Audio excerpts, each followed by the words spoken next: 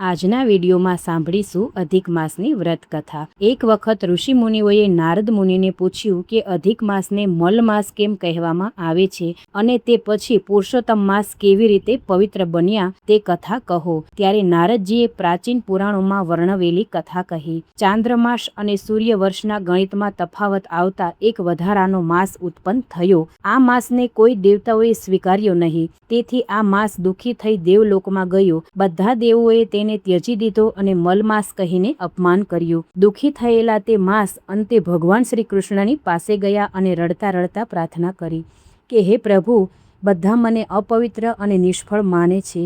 કોઈ શુભ કાર્યમાં મારું સ્થાન નથી। હવે મારી રક્ષા કરો। ભગવાન શ્રી કૃષ્ણને તેના પર દયા આવી।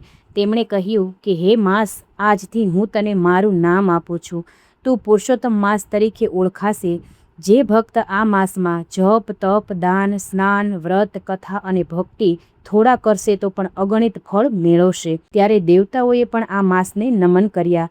ત્યારથી અધિક માસ પુરુષોત્તમ માસ તરીકે પવિત્ર ગણાયા। વ્રતનો મહિમા છે કે શાસ્ત્રોમાં કહેવામાં આવ્યું કે આ માસમાં ભગવાનનું નામ સ્મરણ, શ્રીમદ ભગવદ્ ગીતાના પાઠ, શ્રીમદ ભગવતનું શ્રવણ, તુલસીજીનું પૂજન, ગાયને ઘાસ, અન્નદાન, જળદાન, ગરીબોને જરૂરિયાતમંદનું દાન કરવું, એકટાણું અથવા ઉપવાસ કરવા આ વિશેષ ફળદાયી અને પુણ્યનું પ્રાપ્તિ કરાવનારું ગણાશે। એક ગરીબ બ્રાહ્મણ દંપતી ખૂબ દુઃખમાં જીવન વિતાવતું હતું। એક સંતે તેમને પુરુષોત્તમ માસનું વ્રત કરવાની સલાહ આપી। તેમણે આખું માસ ભક્તિપૂર્વક દીપદાન અને ભગવાનના નામનો જપ કર્યો। માસ પૂર્ણ થતાં તેમના ઘરમાં સુખ સમૃદ્ધિ આવી અને અંતે ભગવાનની કૃપાથી મોક્ષની પ્રાપ્તિ થઈ। વિડીયો ગમ્યો હોય તો લાઇક, શેર, સબસ્ક્રાઈબ કરી કોમેન્ટમાં જય વિષ્ણુ ભગવાન જરૂરથી લખજો। જય માતાજી।